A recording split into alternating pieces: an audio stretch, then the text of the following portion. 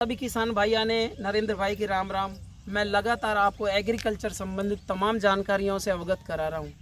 भाई मैं आया हुआ हूँ खान साहबों के गढ़ के अंदर, और यहाँ पर है ना प्याज इस हमारे इलाके के अंदर है ना बहुत ज़बरदस्त तरीके से होती है।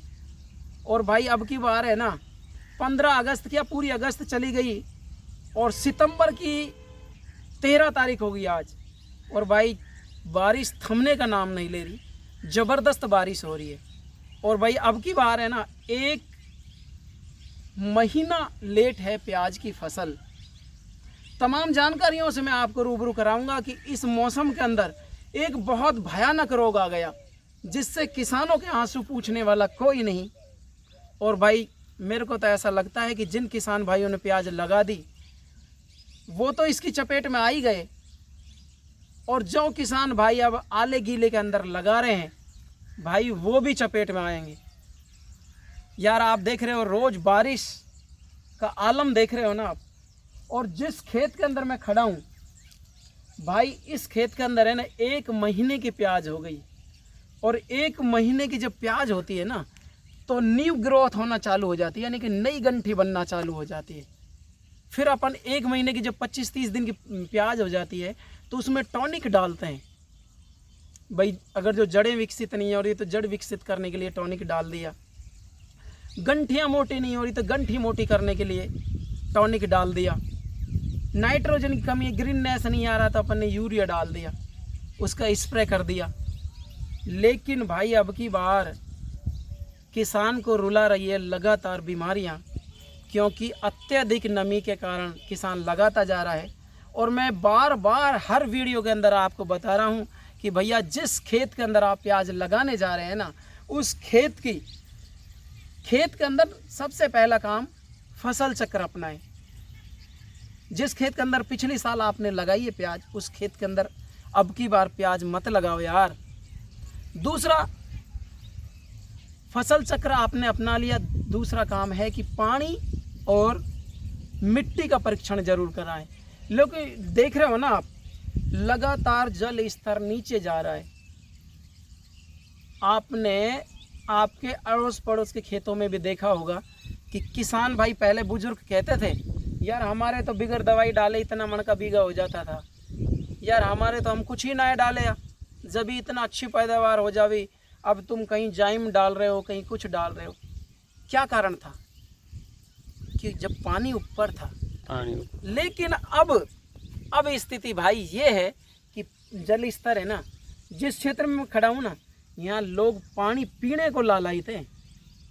1000 से 800 फीट नीचे पानी है भाई।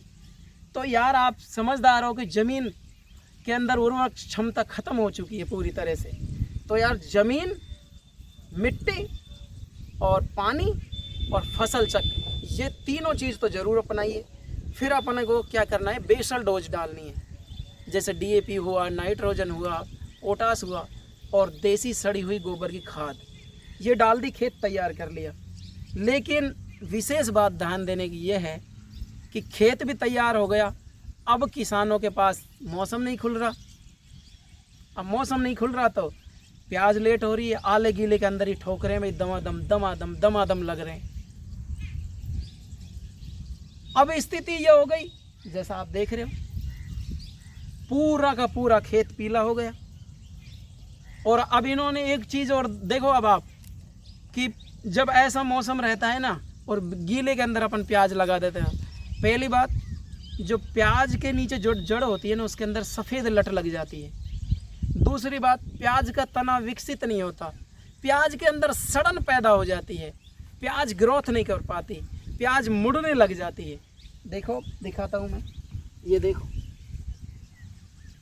ये देख लो आप क्या स्थिति है। 1 महीने की प्याज है, अब इसके अंदर गंठी बनना चालू हो जाती, लेकिन गंठी बने कहाँ से, इसकी कमर टूट गई है, पीलेपन की शिकायत होने लग गई है, इसके अंदर जड़ों का विकास नहीं हो रहा। नहीं यार 1 महीने की प्याज में है ना इतनी लंबी लंबी जड़ चल जाती है और गंठियाँ इतनी मोटी हो जाती है, नई गंठी।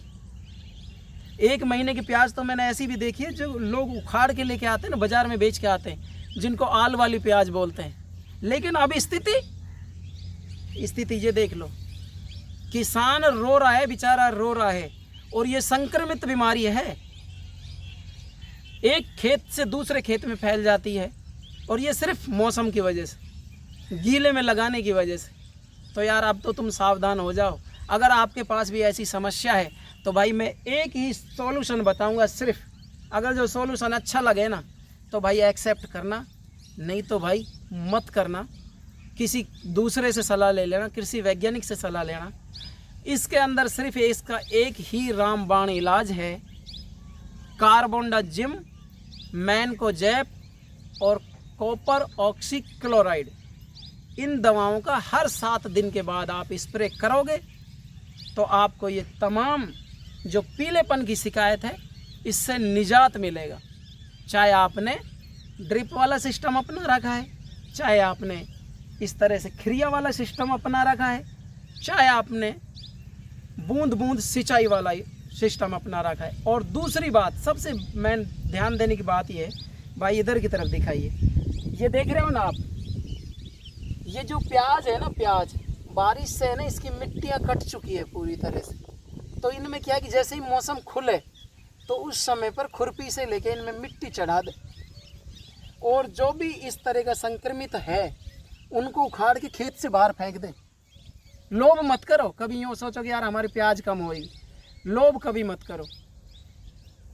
इस तरह से आप इन चीज़ों को, तो यार नॉर्मल चीज़ें हैं जो मैं बता रहा हूँ, हर किसान को नॉलेज होनी चाहिए इस चीज़ के बारे में। भाइयों मैं आपको है ना नई जानकारी के साथ पुनः मिलूँगा। इस बीमारी से निजात सिर्फ मैंने ये 3 दवाएं बता दी आप, सबसे सस्ती, सटीक और अच्छी। नहीं तो स्थिति ये हो जाएगी कि आप दवाई वालों के पास जाओगे और पोट बांध के दवाई दे देगा, और आप दवाइयों में लुट लोगे, इतने की प्याज भी नहीं बिकेगी, इतने की तो दवाई लग जाएगी।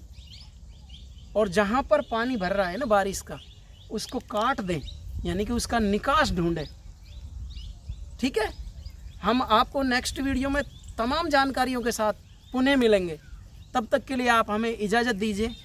जय हिंद, वंदे मातरम। नेक्स्ट वीडियो में जल्द आ रहे हैं।